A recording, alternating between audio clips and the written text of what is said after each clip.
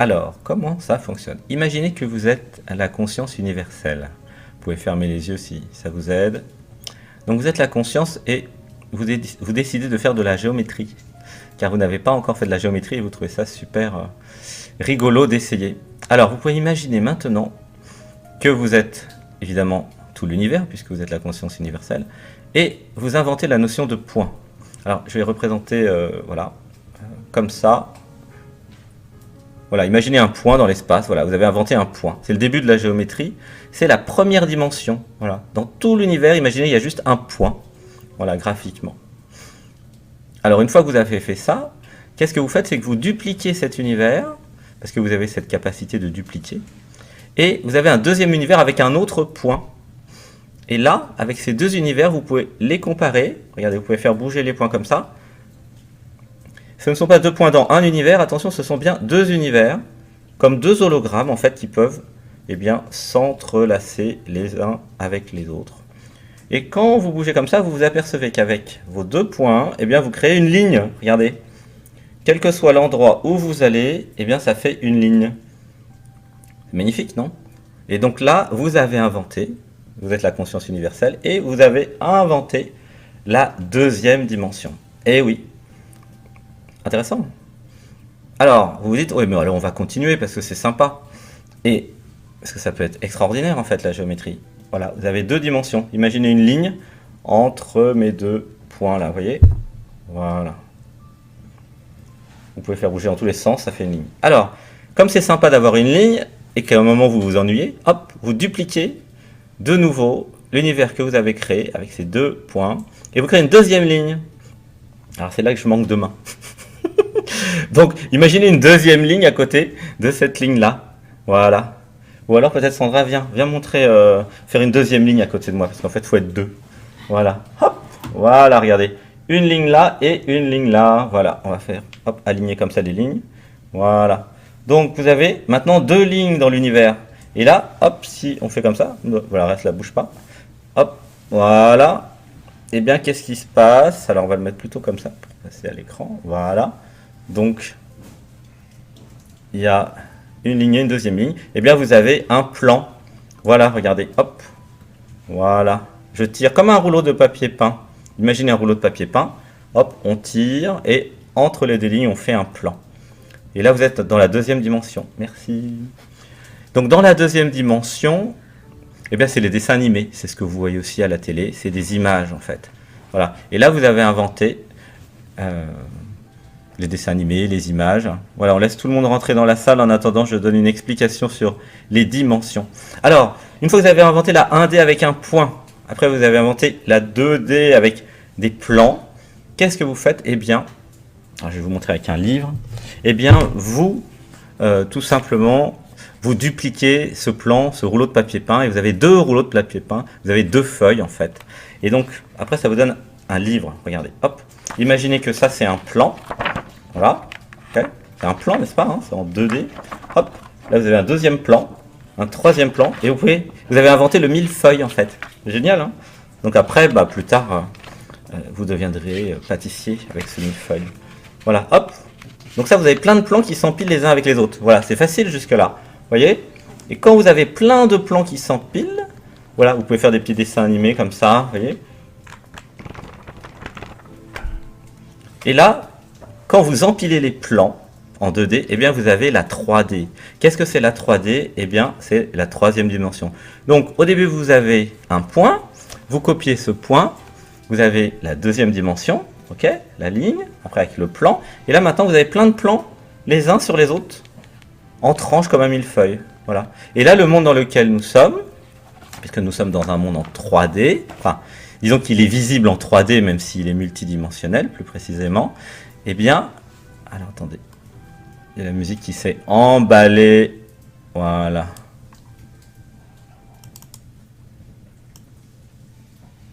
En fait, vous pouvez imaginer que il y a des couches comme ça, voilà, les unes sur les autres, et que nous sommes dans un millefeuille de plans. Voilà. Alors, donc vous avez compris la 1D, la 2D et la 3D. Donc la 3D, c'est bien un assemblage de plusieurs plans qui donne cet effet en 3 dimensions avec une longueur, une largeur et une hauteur. Voilà, bon ça c'est facile. Alors, maintenant nous allons parler de la quatrième dimension. Alors, c'est comme d'habitude, la quatrième dimension, c'est que vous copiez la 3D et vous l'empilez. Alors qu'est-ce que ça veut dire copier? Eh bien, la 3D, ça veut dire prendre votre vie, avec l'illusion que vous avez d'être dans un espace, en fait, et la dupliquer dans une autre dimension. Donc, tout simplement, ça crée une autre vie. Vous voyez? Vous vous rappelez, la 1D a été dupliquée, ça crée la 2D, la 2D dupliquée donnait la 3D, donc la 3D dupliquée donne la 4D. Voilà, c'est clair pour tout le monde? Sinon, dites-moi en commentaire, hein, c'est important. Alors, la 4D, donc c'est la compréhension qu'il n'y a pas uniquement ce que nous connaissons en espace-temps, en cette vie-là, il y a d'autres vies en parallèle. Donc de nombreux clairvoyants en ont parlé, comme Christophe Alain par exemple, et d'autres. Et c'est ma réalisation, et c'est ce que nous comprenons lorsque nous partons en méditation. C'est pour ça que je parle de la 4D. Alors c'est important de comprendre que la quatrième dimension, ce n'est pas du tout le temps, puisque le temps n'existe pas. Donc il est important d'enlever ce concept erroné. Alors on va faire un petit exercice, comme ça je vais vous montrer, vous allez pouvoir vivre avec moi le fait que le temps n'existe pas. Vous pouvez fermer les yeux, une respiration, on relâche. Voilà, quand vous fermez les yeux, à force d'expérience, vous entrez dans la présence et vous êtes hors du temps. Alors, imaginez maintenant que vous êtes le soleil. Vous êtes avec moi dans l'espace. Il y a des planètes qui tournent autour de vous. Voilà, gardez bien les yeux fermés. Vous avez la planète Terre qui tourne autour de vous, toutes les autres planètes. Pour vous, il n'y a pas de jour et de nuit. Vous êtes toujours là, maintenant. Une respiration. Vous existez maintenant. Alors vous pouvez regarder la planète Terre. La planète Terre, elle tourne sur elle-même. Et à cause de ce mouvement, eh bien, cela crée des jours et des nuits. C'est-à-dire que tous les habitants de la planète Terre ont l'impression que le soleil se couche et se lève. Mais c'est faux, le soleil ne bouge pas. C'est juste la Terre qui tourne et qui donne cette illusion d'optique. Le soleil ne s'est jamais couché ni levé. C'est un abus de langage. Une respiration. Et on relâche. Donc si vous sortez de la planète Terre, vous comprenez qu'il n'y a pas de jour, pas de nuit, que le temps est un concept mental, c'est-à-dire qu'ils ont découpé en tranches de 24 heures chaque emplacement du soleil, entre guillemets, mais en vérité c'est le mouvement de la Terre, le soleil lui il bouge pas, voilà, et ils ont découpé chaque heure en minutes, voilà, mais tout ça c'est uniquement des concepts mentaux dans le mental. Dès que vous vous désidentifiez de la personne, dès que vous entrez dans la présence, eh bien vous réalisez, et avec le temps vous intégrez, que tout se passe maintenant. Alors vous me direz, oui mais l'horloge elle bouge, le temps il change, etc. Oui, mais en fait il y a une confusion entre mouvement et temps. Ce n'est pas parce que la Terre tourne sur elle-même que tout le monde bouge sur la planète que il y a pour autant du temps. C'est juste des mouvements. Donc il y a une confusion en fait pour tous ceux qui sont dans le mental entre mouvement et temps. Par exemple, si vous appuyez sur pause et que vous arrêtez tous les mouvements sur la planète, automatiquement le pseudo-temps s'arrête parce qu'il n'y a pas de mouvement. Vous voyez? Vous voyez bien qu'en fait c'est du mouvement et non pas du temps qui est comptabilisé. C'est très important de comprendre ça. Car si vous intégrez dans votre mental un faux concept, comme celui du temps, cela crée beaucoup d'erreurs de compréhension par la suite. Alors, voilà, nous pouvons rouvrir les yeux, une respiration.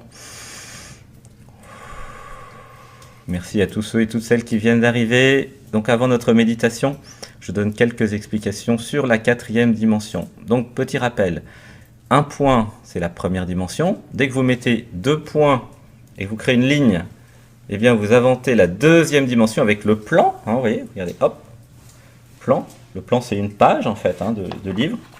Voilà, ok. Et plusieurs plans, donc que vous dupliquez, vous avez plusieurs plans les uns sur les autres, et bien ça donne la 3e dimension. Pour la 4e dimension, c'est exactement pareil. On duplique l'univers 3D, de la même façon que nous avions dupliqué l'univers 2D et puis avant l'univers 1D. Et donc ça crée un 2e univers 3D. Alors vous allez me dire, oui mais ça marche pas. Comment on fait pour dupliquer un univers? C'est pas possible. Mais si, c'est possible. Alors c'est une question de définition. La question, c'est comment vous faites, imaginez, vous êtes la conscience universelle, comment vous faites pour dupliquer l'univers 3D dans lequel vous êtes? Vous avez 5 secondes pour réfléchir. Quelqu'un a une idée ici? Comment mettre plusieurs univers, entre guillemets, au même endroit? Ça revient à cette question-là, en fait. À partir du moment où le temps et l'espace n'existent pas, la question c'est comment on fait lorsqu'on est en 4D pour mettre plusieurs univers entre guillemets au même endroit. Eh bien tout simplement grâce aux fréquences. Alors je ne sais pas si vous avez remarqué mais il y a du Wi-Fi un petit peu partout maintenant parce qu'on est moderne. Et le Wi-Fi c'est des fréquences, c'est-à-dire que vous pouvez très bien avoir un Wi-Fi à 2,4 GHz, un autre à 3, etc. Il y a à l'intérieur du Wi-Fi, si vous vous renseignez, plein de petites fréquences. Et ça fonctionne très bien. Par exemple, dans les airs, vous voyez, il y a des ondes radio, des ondes courtes, des ondes longues, il y a des ondes télé, il y a des ondes Wi-Fi, il y a plein de formes d'ondes. Et tout est au même endroit, et pourtant ça ne s'interchoque pas. Eh bien pour les dimensions, c'est pareil. La conscience universelle est maligne, elle a trouvé une solution pour qu'il y ait plusieurs univers. Alors, quand je dis au même endroit, c'est un abus de langage aussi, puisque de toute façon, il n'y a pas d'endroit, mais qu'il y ait plusieurs univers en même temps. Alors, donc vous vous rappelez le monde en 3D, hein? Je vais vous montrer, voilà, par exemple, ouais. Voilà le livre, hein? Hop, voilà. Et bien cet univers 3D, on peut le dupliquer et en avoir plusieurs comme ça, les uns à côté des autres. Alors, vous vous rappelez, nous avons vu le temps n'existe pas. Donc, c'est important d'intégrer tous ces concepts. Donc, je rappelle, 1, la 4D, c'est quand il y a plusieurs univers parallèles, tout simplement. Donc ça a été démontré par plein de scientifiques. 2, le temps n'existe pas, ça c'est une réalisation que vous pouvez expérimenter à partir du moment où vous méditez. Voilà. Et quand vous mettez bout à bout ces concepts, eh bien vous comprenez que vous avez plusieurs vies en parallèle qui sont en train d'être jouées maintenant. Alors, donc vous pouvez lire les livres, par exemple, le Journal d'un éveil du 3e œil de Christophe Alain, Franck Lobvert, Un homme debout, plus tous les livres de Brahmadev évidemment. Et il y a aussi d'autres livres, hein, mais plutôt en langue anglaise sur ce sujet, notamment les travaux de Groff, hein, qui a fait beaucoup d'expériences en état modifié de conscience. Alors pourquoi je vous parle de la 4e dimension, vous me direz, parce que vous vouliez juste méditer à la base. Eh bien parce que quand vous méditez, eh bien vous changez de fréquence.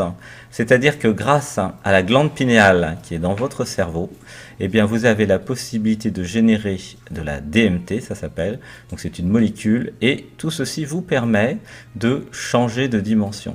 C'est-à-dire que si vous fermez les yeux, vous voyez tout le monde disparaît, mais quelque chose reste.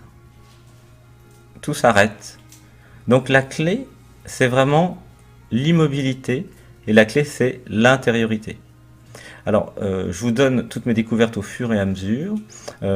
Pourquoi? Parce qu'en fait, je vais en avoir d'autres qui arrivent pour la semaine prochaine, donc comme ça, vous serez à jour. Alors, toutes mes découvertes, je les mets dans les livres, hein. Donc dépêchez-vous de lire les anciens parce que les nouveaux arrivent, et notamment, je suis en train d'écrire un livre qui va expliquer tout ça. Comment à partir de la glande pinéale et comment à partir d'une augmentation de votre conscience, eh bien, les perceptions augmentent et finalement vous arrivez à percevoir d'autres dimensions. Je vous dis ça parce que beaucoup d'entre vous ont accès à d'autres dimensions et peuvent avoir l'impression qu'ils sont fous ou qu'elles sont folles. Eh bien pas du tout. On a fait beaucoup de stages dits Harry Potter l'année dernière, hein, ici à Bergerac, on va en faire d'autres cette année. Tous les stages sont des stages Harry Potter en fait, hein, ils ne sont pas forcément écrits comme ça, mais en fait ici, ça ne nous pose aucun problème de parler des mondes invisibles. Voilà. Et aussi de nous entraîner à les voir de plus en plus. Alors, ce qui est nouveau, c'est que là, moi, je donne des explications techniques, scientifiques. Ça, c'est mon côté ingénieur, pour expliquer pourquoi c'est tout à fait naturel d'avoir des perceptions, de se connecter à des mondes dits invisibles, parce que, en fait, ils sont réels. Ce n'est pas parce qu'ils sont invisibles à l'œil nu, eh bien, qu'ils n'existent pas. Ils existent. Tout ce que vous voyez, tout ce que vous percevez, avec votre clair ressenti, clairaudience, clairvoyance, voilà, tout ceci existe en fait. Et ça se démontre assez facilement, c'est-à-dire que toutes les personnes qui ont écrit des livres sur ce sujet, des personnes qui ne se connaissaient pas, à des dizaines d'années d'intervalle, s'ils inventent la même chose, eh bien, avec des détails précis, et s'il y a des explications rationnelles, eh bien, tout simplement, on a la démonstration que eh bien, ça devient la réalité. Voilà, donc voilà cette petite explication sur la 4D. Hein. Voilà, ça sera dans le prochain livre. Et c'est important vraiment de comprendre ça, car quand nous travaillons en méditation, nous disons des mantras, et il y a la notion de moi du futur. Alors quelques auteurs ont parlé du mois du futur, très peu. En fait, le mois du futur, tout simplement, c'est vous en un peu plus évolué, non pas dans le futur, parce qu'il n'y a pas de futur, mais dans les instants d'après. Voilà. Et le fait que vous viviez dans plusieurs dimensions, c'est-à-dire plusieurs vies en parallèle, est un élément majeur à comprendre. Parce que quand vous comprenez que ce ne sont pas des réincarnations, mais des vies parallèles, eh bien vous comprenez que vous pouvez agir sur vos vies parallèles, et que vos vies parallèles aussi agissent sur vous. Alors, pourquoi je vous dis ça? Je vous dis ça parce que ça fait 1 an maintenant qu'on dit beaucoup de mantras, d'affirmations, et si dans votre vie parallèle, admettons que vous avez un problème avec les chiens parce que vous vous êtes fait attaquer ou manger par un chien, eh bien forcément dans cette vie-là, vous avez peur des chiens, vous ne savez pas pourquoi. Donc quand nous disons des affirmations en disant dans cette vie et dans toutes nos vies, voilà, à tous les chiens, je vous aime, je suis désolé, pardonne-moi, merci, eh bien voilà, on règle quelque chose, on résout entre guillemets. Alors je vous encourage à lire le livre de Frank Lovey, Un homme debout, où justement il explique dans ce livre pourquoi, en tant que conscience universelle, il a créé une vie où il est maître éleveur de chiens. C'était un exemple hein, dans son livre, simplement parce que dans une autre vie, il se faisait courser et attaquer et manger par des chiens. Vous voyez? Des fois, vous vous demandez comment vous allez sortir d'une situation parce que c'est trop difficile. Eh bien, tout simplement, la conscience, votre être, qui est dans le niveau au-dessus, en 4D, okay, ou même en 5D, eh bien, il crée des vies, voilà. Et par exemple, vous vous demandez, tiens, pourquoi je tombe que sur des hommes qui sont violents avec moi? Mais peut-être qu'il se passe des choses dans vos autres vies. Voilà, donc c'est toutes ces compréhensions que les vies sont reliées et qu'il se passe des choses dans votre inconscient et que c'est cet inconscient eh bien, qui a un impact sur votre vie de tous les jours. Donc, mon explication sur la 4D peut sembler peut-être un peu théorique ou science-fiction, mais en fait, c'est très pratique. C'est-à-dire que quand vous comprenez ça, eh bien, vous comprenez plein de choses. Voilà, bah, je vais arrêter de parler, et puis on va maintenant commencer, maintenant que tout le monde est arrivé, on va commencer notre méditation. Alors, ce qui est génial, c'est que nous allons dire aujourd'hui des affirmations pour vraiment accepter en fait en tant que conscience, accepter que cette vie soit une vie qui nous aide à résoudre toutes nos autres vies en fait. Et ça c'est assez nouveau. C'est-à-dire que vous pouvez créer des vies pour résoudre les problèmes des autres vies. Et c'est un petit peu ce qu'on fait lors de nos méditations, nos ateliers et nos stages.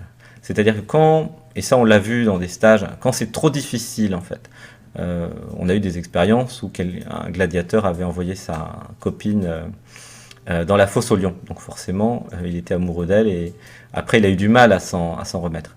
Eh bien, en travaillant sur le pardon dans cette vie, eh bien, vous pouvez quand même résoudre ce genre de difficultés, de vies difficiles. C'est comme si la conscience créait des vies pour résoudre, entre guillemets, quelque chose. Résoudre, ça veut dire accepter quelque chose, ça veut dire vivre une émotion qui est trop difficile pour être vécue. Voilà. Voilà, ça c'était la petite explication théorique sur pourquoi nous méditons. Voilà. Ça fait du bien, ça permet d'augmenter la conscience et ça permet aussi voilà, de résoudre tout un tas de problématiques dans la vie de tous les jours. Voilà, merci, merci. Alors on va commencer maintenant. J'espère que ça vous a plu. Vous pouvez mettre en commentaire, voilà, si tout a bien été compris. C'est pas très difficile, hein. C'est une question aussi après de temps et d'intégration.